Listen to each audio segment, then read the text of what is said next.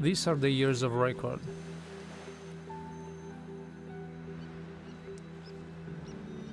Between 1999 and 2002, Greenland has lost 36 billion of tons of ice, more than the previous years. If the trend will remain steady over the next 100 years, the sea level will rise from this point to this point, 30 centimeters higher.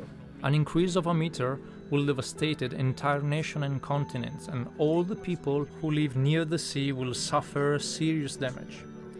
The 2010 was the hottest year for Greenland, 3 degrees higher than the average of the last 100 years. In the summer of 2010 were 50 days more than the average in which the ice has suffered of melting. The ice has a reflective power. When the sun rays hits the ice reflects back to the atmosphere.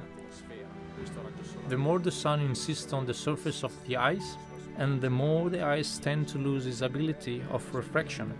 This compromises the stability of the ice, and the ice starts to melt.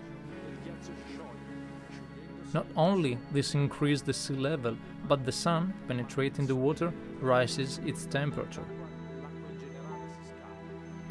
Warmer water means natural phenomena even more frequent and destructive.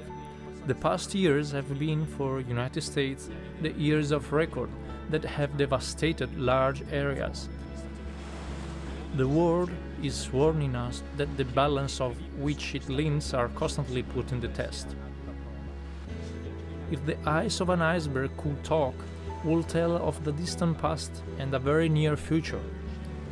I want to tell the story of how the ice becomes iceberg and how the iceberg becomes water. I want to live on an iceberg for 12 months, witnessing his last phase of life, the one that forces it to turn back to water. I will live into a Kevlar module, very similar to the lunar model. This module will ensure my survival. Inside, there will be my supplies and all my equipment to document the adventure. I came to a point in my life where I feel the urge to act, to do something. I rode across 2 oceans. I crossed the frozen vastness of Alaska, the Sahara Desert.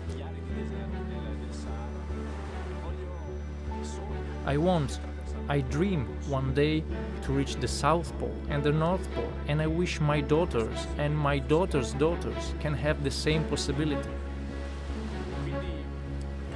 So, for me, now it's time to act.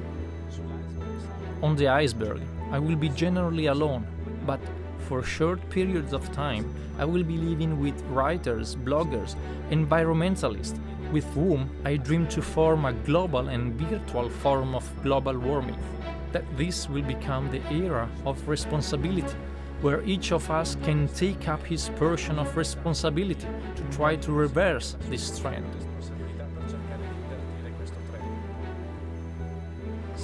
It will be the journey of a man on an iceberg, and it will be the journey of the human race on this planet, adrift.